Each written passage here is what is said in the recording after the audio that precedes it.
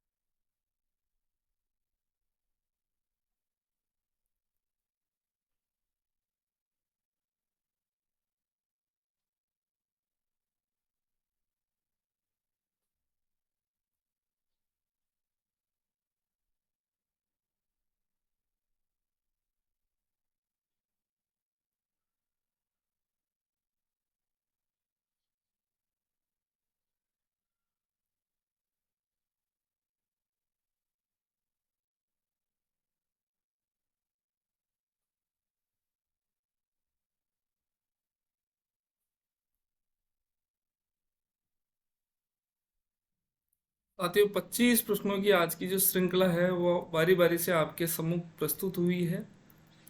मुझे पूर्ण विश्वास है कि जिस धीर गंभीरता से आप अध्ययन कर रहे हैं उस दृष्टिकोण से आपने श्रेष्ठ तरीके से जो प्रश्न पत्र है, एक सामान्य सा जो प्रश्न पत्र है, उसका बखूबी उत्तर प्रदान किया होगा। अब जो उत्तर श्रृंखला है वो मेरे माध्यम से आपके सम्मुख प्रस्तुत की जा रही है। साथियों एक टिप्पणी मुझे प्राप्त हुई थी साथियों के माध्यम से, 2-3 टिप्पणियां की प्रश्नों में वृद्धि की जाए। साथियों अभी चुनावी कार्यक्रम होने से जो व्यस्तताएं हैं वो अत्यधिक है।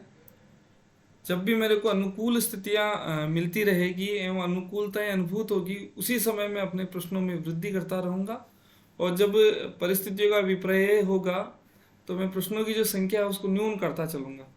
तो मेरे प्रयासों को जितना हो सके मैं सार्थक बनाने का यत्न करूँगा। किंतु मैं इस प्रकार का आपसे वादा करता हूँ कि जो ये श्रृंखला हमने प्रारंभ की थी, इसको तय समय और तय दिनांक को मेरे माध्यम से आपके सम्मुख प्रस्तुत कर दिया जाएगा। और जहाँ तक हो सके मैं अधिक से अधिक जो प्रश्न है वो विगत भर्ती में जिस भांति आए हैं उसी भांति मेरा बनाने का प्रयास रहेगा। और इसी के संग जो मूल पुस्तकें हैं, जो मूल संदर्भ पुस्तकें हैं, उसी के आधार पर मैं अधिक से अधिक प्रश्नों का निर्माण करूंगा। तो साथ ही जो उत्तर श्रृंखला है वो इस प्रकार है। जो प्रश्न एक सामान्य स्तर का प्रश्न है, तथ्यात्मक प्रश्न है कि राजस्थानी जो भाषा है उसके उदय के संदर्भ में क्या असंगत है। तो विद्वान है टेसिटोरी, ये विद्वान राजस्थानी भाषा का जो उद्भव है किस अभ्रंश से मानते हैं, तो ये सोर्सों अभ्रंश से मानते हैं, ये सत्य विकल्प है। विकल्प 2 है ग्रियसन महोदय नागर अभ्रंश से मानते हैं, ये भी सही है। मोतीलाल मेनारिया है वो गुर्जर अभ्रंश से मानते हैं, ये भी सटीक विकल्प है। और उसके पश्चात अंतिम विकल्प है कि सुनीति कुमार चटर्जी जो नागरी अभ्रंश से मानते हैं, ये गलत विकल्प है साथियों। यहाँ आप ध्यान रखिए कि इसकी जगह ये है जो सौराष्ट्री जो अभ्रंश है, इससे उसका उदय मानते हैं। तो इस दृष्टिकोण से जो पहला जो प्रश्न है इसका सही विकल्प है विकल्प 4। प्रिय विद्यार्थियों, दूसरा प्रश्न है कि मेवाड़ी बोली के संदर्भ में क्या असंगत है। तो आप भली भांति परिचित रहे साथियों कि जो विगत भर्तियां जो संपन्न हुई है उसमें इस प्रकार के जो प्रश्न है वो बहुधा पूछे गए हैं कि असंगत, उपयुक्त, उपयुक्त नहीं है, उपयुक्त है, उपयुक्त नहीं है, अनुपयुक्त है, अनुपयुक्त नहीं है, संगत है, संगत नहीं है, असंगत है, असंगत नहीं है। तो इस प्रकार की जो क्रिया से पूर्व में जो शब्दावली उपयोग में ली जाती है एक विकल्प को भिन्न निकालने के लिए, उसकी प्रकृति को आप भली भांति समझ ले। अन्यथा इस प्रकार के शब्दों के माध्यम से ही मेरे स्वयं के भी 2 से 3 प्रश्न गलत हुए थे। तो इनका आप अभ्यास पूर्व में रखें। तो पहला जो विकल्प साथियों मेवाड़ी के संदर्भ में क्या असंगत है, तो ये उदयपुर और इसके निकटवर्ती क्षेत्र में मेवाड़ कहते हुए मेवाड़ी के नाम से प्रचलित है, ये सत्य विकल्प है। विकल्प 2 मारवाड़ी के पश्चात ये राजस्थान की सर्वाधिक महत्वपूर्ण बोली है, ये भी सत्य है। और विकल्प 4 है महाराणा कुंभा द्वारा रचित जो नाटक श्रृंखला, उसके अनेक नाटक इसी भाषा या इसी बोली में रचित है, ये भी सत्य विकल्प है। अब विकल्प 3 देखे साथियों कि इसका जो विकसित एवं शिष्ट जो रूप है वो में 10वीं एवं 11वीं शताब्दी में प्राप्त होने लगता है, मिलने लगता है। ये असंगत है साथियों। इसमें जो 10वीं एवं 11वीं की जगह आप ध्यान रखें कि जो मेवाड़ी बोली है उसका जो सुसंस्कृत स्वरूप है, परिनिष्ठित स्वरूप हमें 12वीं एवं 13वीं शताब्दी के माध्यम से दृष्टिगोचर होता है। तो इसका जो उचित विकल्प है वो है विकल्प 3। प्रश्न 3, डिंगल की विशेषताओं पर विचार करें कि डिंगल की विशेषताएं किस प्रकार है। विकल्प 1 है साथियों पश्चिमी राजस्थानी का साहित्यिक रूप डिंगल कहलाता है। 2, डिंगल का जो सर्वप्रथम प्रयोक्ता है वो कुशल लाभ है, और इन्होंने एक पुस्तक लिखी थी पिंगल शिरोमणि के नाम से, उसमें इस प्रकार का जो डिंगल शब्दावली उसका प्रयोग किया था। विकल्प 3 है कि ये इसका जो उद्भव है वो सोर से नहीं अभ्रंश से हुआ है। साथियों आप ध्यान दें, ये गलत है क्योंकि इसका जो उद्भव है वो उद्भव साथियों गुर्जरी अभ्रंश से हुआ है, तो ये आप ध्यान रखें। इसके बाद में है विद्यार्थियों राज रूपक वचनिका राठौड़ रतन सिंह, महेर दासोत्री, अचल दास खिचरी वचनिका, इत्यादि जो ग्रंथ यहाँ उल्लेखित है ये सभी डिंगल में रचित है, तो ये भी सही है। इस प्रकार इन 4 विकल्पों में से जो असंगत विकल्प निकलता है वो विकल्प 3। तो इसमें जो 3 विकल्प कौन कौन से सही है साथियों? विकल्प 1, 2 एवं विकल्प 4। तो आप ध्यान रखिए, इनको एक बार अच्छे से देखिए। जब हम परीक्षा में हम देखते हैं तो 2 एक प्रकार का क्रम आने से कभी कभी स्थितियां अपने से विपरीत हो जाती है। तो अब इसको ध्यान पूर्वक समझना है कि विकल्प 1, 2 और 4 सही है, तो टिक कर दिया 1, 2, 4। अब इसमें ऐसे भी पूछा जा सकता है कि कौन सा विशेषताएं नहीं है, तो इसमें विकल्प 3 आ जाता है। तो इस प्रकार की शब्दावली से आप भली भांति परिचित रहे, 1, 2 एवं 4। अगला प्रश्न आपके सम्मुख प्रस्तुत है कि मेवाड़ी की कौन सी विशेषताएं नहीं है। तो अविशेषता नहीं है, तो ये शब्द एक दबाव वाला शब्द है, इस पर आप दृष्टि डालें। और पूरा जो प्रश्न है उसी को का जो निर्धारण है वो एक इस शब्द के माध्यम से होगा। और जो शब्द है अधिकतर जो विशेषात्मक जो शब्द है उसका जो उल्लेख है यहाँ आपको मिलेगा सारा, उपयुक्त, अनुपयुक्त इत्यादि, जो पूर्व में भी मैं वर्णित किया है इन शब्दावली का, कि जो विशेषता कौन सी नहीं है। जैसे मेवाड़ी है, बागड़ी है, शेखावटी, ठडकी, थली, खेराड़ी, सिरोही, नागौरी, ये जो उपभाषा समूह है ये मारवाड़ी भाषा का ये भी सत्य कथन है। मारवाड़ी का जो साहित्यिक रूप और डिंगल और पिंगल कहलाता है, तो यहाँ आप ध्यान दें विद्यार्थियों कि मारवाड़ी का जो साहित्यिक रूप है वो पिंगल नहीं कहला कि केवल और केवल डिंगल कहलाता। आप इस चीज़ का ध्यान रखिए। तो ये एक असंगत विकल्प है या गलत विशेषताओं से युक्त है। आगे विकल्प देखते हैं, जैन साहित्य व मीरा का जो अधिकांश पद इसी भाषा में रचित है, ये भी सही है। और जो नीचे जो विकल्प दिए गए हैं वो सभी मारवाड़ी भाषा में रचित है, ये भी सही विकल्प है। तो आप ध्यान रखिए। तो इसका जो सही विकल्प होगा विकल्प 2, अर्थात ये असंगत है, ये विशेषताओं में सम्मिलित नहीं होता है, आप ध्यान दें। प्रश्न 5, जो मारवाड़ी भाषा है उसकी विशेषताओं पर विचार करें। सबसे पहला है कि आ का जो उच्चारण है वो कुछ अवृत्ताकार होता है, ये भी आप ध्यान दें। दूसरा विकल्प है महाप्राण ध्वनिया, उसका उच्चारण सदैव अल्प प्राणित होता है, ये भी सत्य विकल्प है। विकल्प 1 एवं 2 सत्य है। विकल्प 3 पर विचार करें, अनेक क्षेत्रों में च एवं छ कुछ स एवं स जैसे उच्चारित होते हैं, ये भी सत्य विकल्प है। विकल्प 4 पर विचार करें, ग का उच्चारण द और ध के मध्य होता है, यहाँ ध्यान रखिए द और दो ध अलग अलग है। और स कुछ श की तरह उच्चारित होता है, ये भी ध्यान दें। तो इसमें विद्यार्थियों जो चारों विशेषताएं वो चारों सही है। तो इसका जो सही उत्तर है विकल्प ड, विकल्प द है इसका सही विकल्प। साथ ही एक मैं आपको अवगत करा दूं कि किसी भी प्रकार से कोई टंकण से संबंधित कोई त्रुटि आपके समक्ष आती है तो आप ध्यान दें, उसको आप क्षम्यता के दायरे में रखें, क्योंकि मैं कोई टंकण और मुद्रण करने में कोई ज़्यादा विशेषज्ञता मुझे हासिल नहीं है। तो ये संभावित जो त्रुटियां हैं उसके अंतर्गत मानी जाए। अगला प्रश्न है साथियों कि मेवाती के संदर्भ में क्या असंगत है। तो मेवो जाति के नाम के आधार पर मेवात इस बोली को मेवाती कहा जाता है, ये भी सत्य है। अलवर के अतिरिक्त भरतपुर के उत्तर पश्चिम, गुड़गांव, दक्षिण पूर्व में ये बोली जाती है, ये भी सत्य है। उद्भव और विकास की उपदृष्टि से मेवाती पश्चिमी हिंदी एवं राजस्थानी के मध्य एक सेतु का कार्य करती, ये भी सत्य विकल्प है। अब ये जो विकल्प 3 है, जयपुर का घेरा इतना बढ़ रहा है फिर भी मेवाती में के महत्व में वृद्धि हुई है। तो आप ध्यान दें कि जैसे जैसे ढूंढाड़ी अर्थात जयपुरी जो भाषा शैली है इसमें वृद्धि हो रही है, जो मेवाती का जो क्षेत्र है, जो बोली का क्षेत्र है वो धीरे धीरे न्यून होता जा रहा है। तो जो इसका सटीक विकल्प है साथियों वो है विकल्प 3। तो यहाँ विकल्प होना चाहिए था, जयपुर का जो घेरा बढ़ रहा है इस कारण से मेवाती के क्षेत्र में निरंतर वृद्धि कम होती जा रही है, महत्व कम होता जा रहा है। विकल्प 7 साथियों कि पीस, लुगड़ो,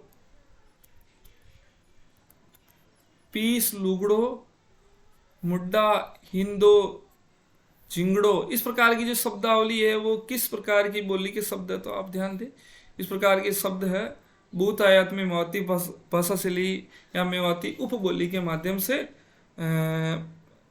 उपयोग में लिए जाते हैं। अगला है साथियों कि ढूंढाड़ी की जो प्रमुख उपबोलियां उसका कौन सा समूह असंगत है अर्थात सही नहीं है।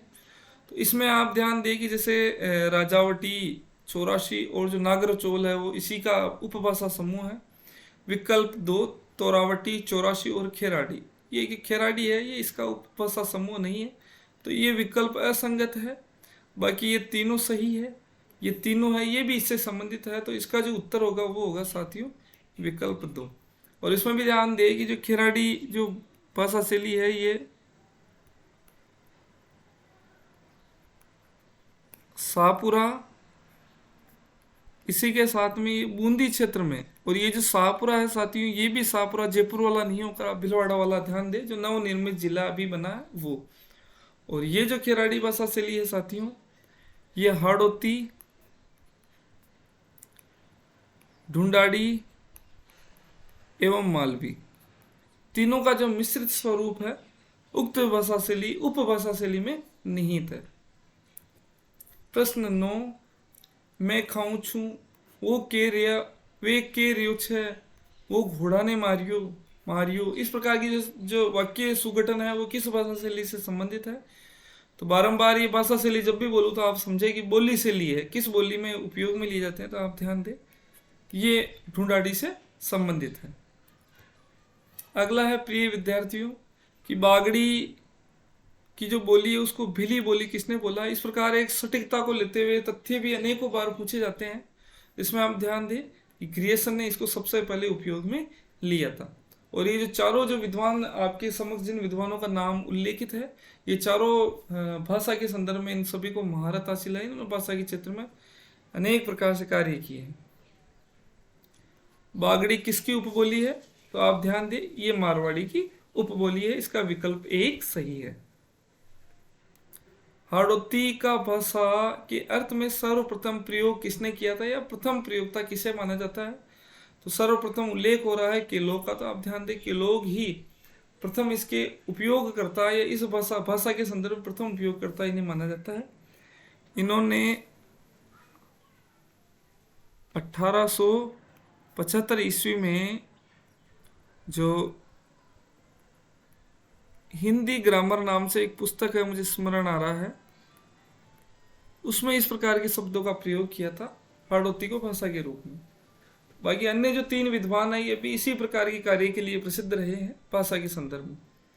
प्रश्न 13 है, हाड़ौती के संदर्भ में क्या असंगत है। इस प्रकार के प्रश्न जब भी आप करें तो उनकी शब्दावली एवं प्रकृति पर आवश्यक रूप से ध्यान एकाग्र करें। एक मेरा ये भी निवेदन है साथियों कि परीक्षा किस प्रकार दी जाती है उस पर भी आप इस वीडियो को देखते हैं तो बहुत सारी समझ आपकी विकसित होगी। जब भी आप विषय वस्तु का अध्ययन करें तो उसमें जो तथ्यात्मक चीज़ों को ही भिन्न करने का अभ्यास ना करें।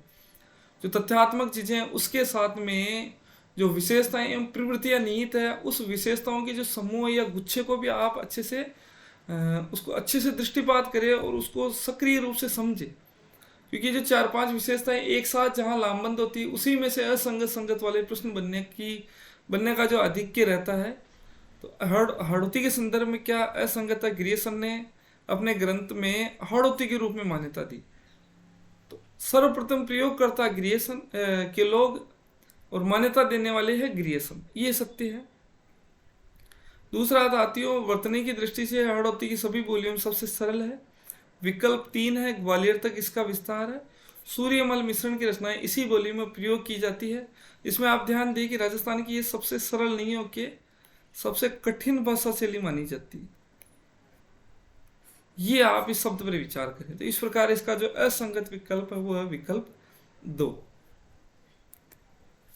प्रश्न 14 विद्यार्थियों कि राजस्थान की बोलियों का वैज्ञानिक अध्ययन करने वाले प्रथम विद्वान कौन है। तो ये आप ध्यान दें कि सबसे पहला जो नाम आ रहा है वो है ग्रियर्सन महोदय। तो सबसे पहले इस प्रकार जो वैज्ञानिक अध्ययन करने वाले विद्वान है जॉर्ज ग्रियर्सन। इन्होंने लिंग्विस्टिक सर्वे ऑफ इंडिया नाम से एक पुस्तक लिखी थी और उस पुस्तक में वैज्ञानिक रूप से अध्ययन करने का अपना महती कार्य संपन्न किया था। और टेसीटोरी, मेनोरिया और स्मिथ ये भी भाषा विज्ञान के प्रसिद्ध विद्वानों की श्रेणी में सम्मिलित रहे हैं। प्रश्न 15। अब जो प्रश्न है साथियों वो है कबीर ग्रंथावली से कि गूंगा हुआ बावला, बहरा हुआ कान, पाँव थे पंगुल भया। इसके अनुसार कबीर दास जी के अनुसार गूंगा, बहरा और लंगड़ा होने के क्या कारण है। ऐसे ही प्रश्न बनेंगे। तो विकल्प 4 थे साथियों, सतगुरु के उपदेश से, सांसारिक मोहमाया, परमात्माकरण और कर्म बंधन से। तो ध्यान दें कि सतगुरु के उपदेश से जो जीवात्मा है या साधक, उसकी इस प्रकार की स्थिति निर्मित हुई। कैसे? सतगुरु ने जीवात्मा को उपदेश दिया।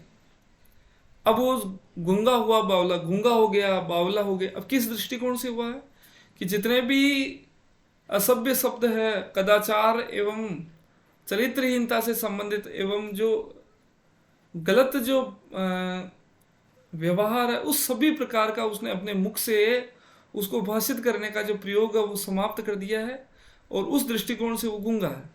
बहरा कैसे हुआ है?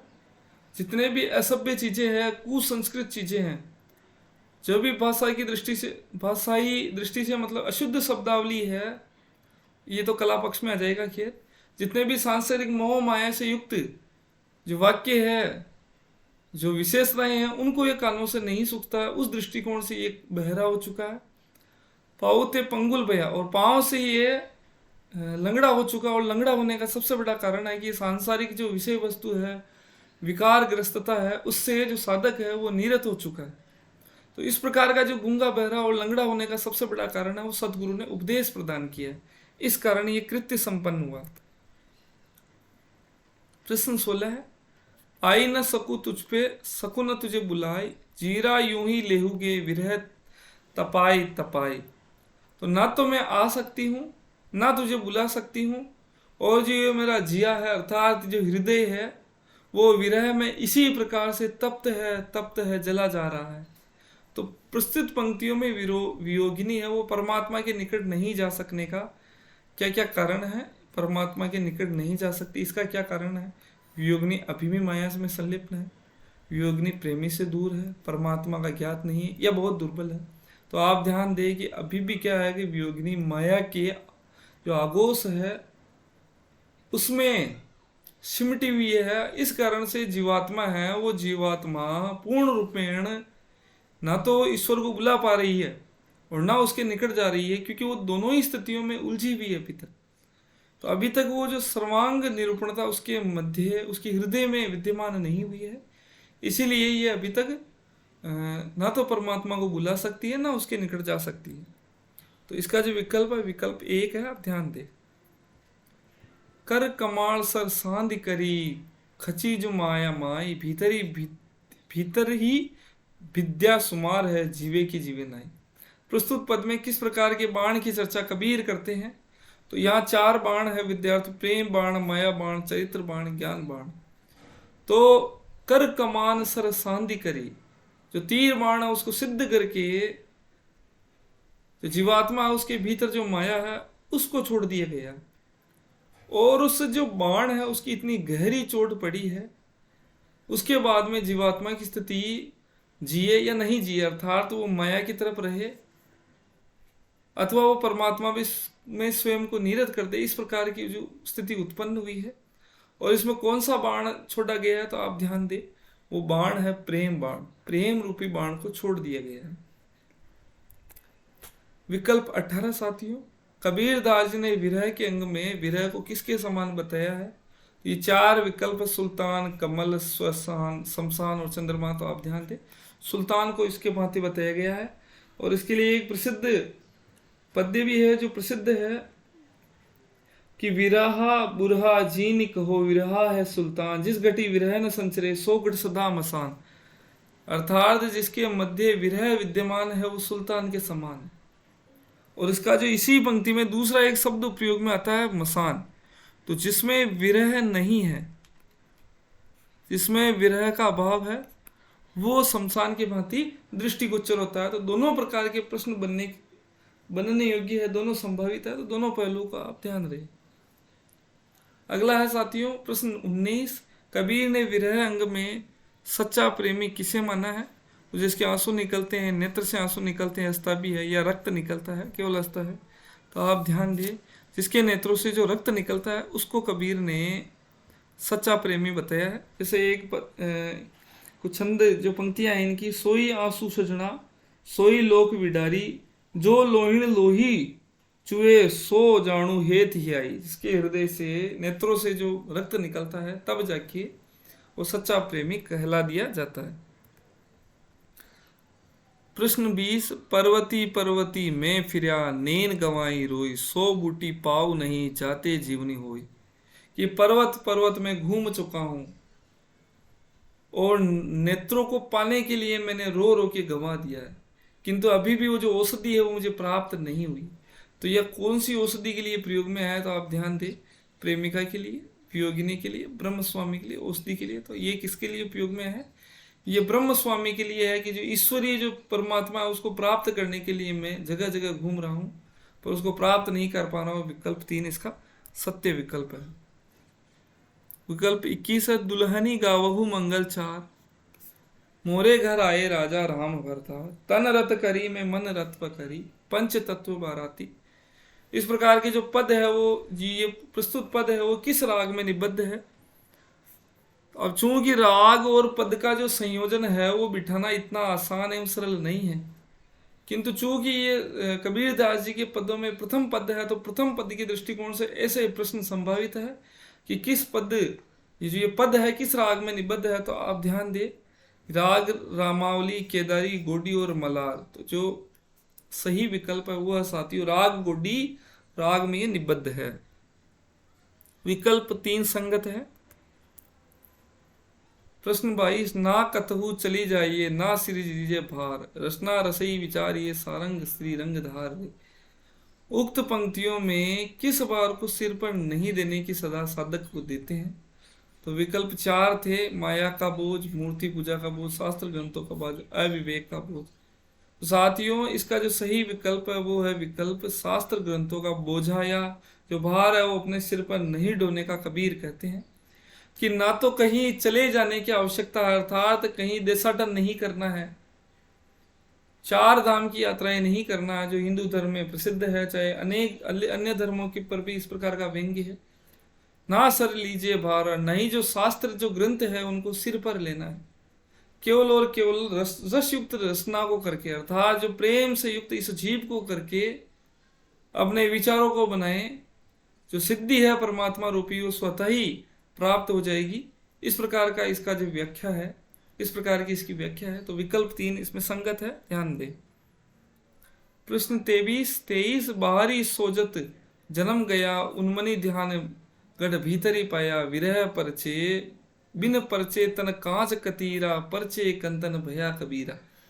तो प्रभु के बिना कबीर ने किसके समान जीवात्मा को बताया है?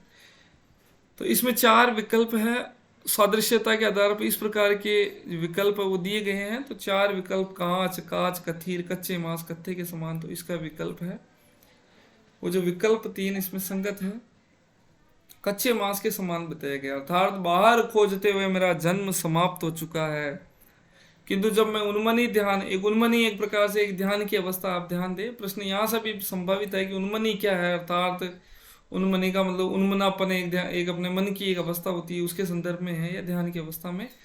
तो इसमें ध्यान की अवस्था के लिए उन्मनी शब्द का प्रयोग किया गया है कि उन्मनी ध्यान की अवस्था में जब साधक भीतर रमता है और बिना इसके परिचय उसका जो तन है वो काच कथीरा के समान, कच्चे मांस के समान है, और जब ईश्वर का जो परिचय है वो प्राप्त हो जाता है साधक को, तो वो साधक है वो कंचन अर्थात सोना हेम की भांति उसमें निखार आ जाता है, वो आभामय हो जाता है। तो इसका विकल्प 3 संगत है, आप ध्यान दें।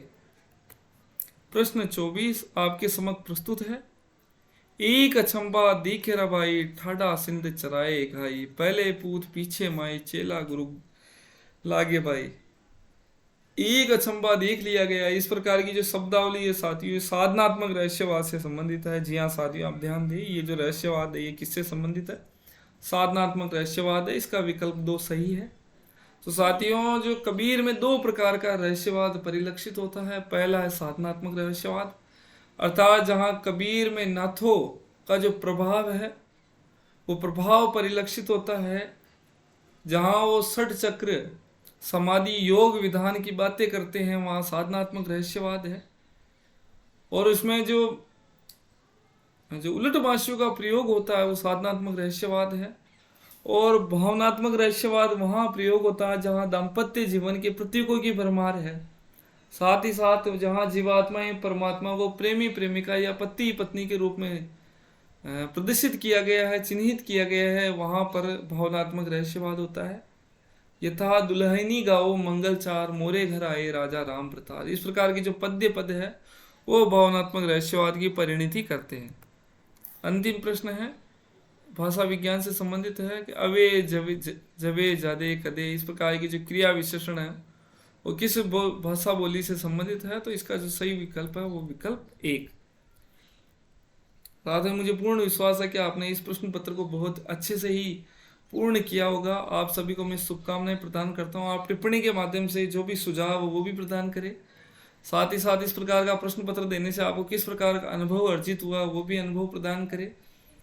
साथ ही अपनी जो बहुमूल्य टिप्पणियां हैं वो जो विभिन्न प्रकार के आप क्षेत्र लेके भी आप कर सकते हैं, मार्गदर्शन देते रहे। साथ ही साथ अपने जो साथियों हैं उनके मध्य इस वीडियो को अवश्य साझा करें ताकि सभी जो साथी है उन साथियों को इस प्रकार का लाभ प्राप्त हो सके। साथियों, बड़ी मुश्किल से और बहुत ही परिश्रम के उपरांत इस प्रकार के प्रश्नों का निर्माण होता है और इसको टंकण करने की एक अलग ही प्रकार की समस्या है, उसको भोगना पड़ता है, तब जाके इस प्रकार की जो पीपीटी है उसका निर्माण हो पाता है। अतः इसको सभी प्रकार से साझा करें। आप सभी को शुभकामनाएं। धन्यवाद। नमस्कार।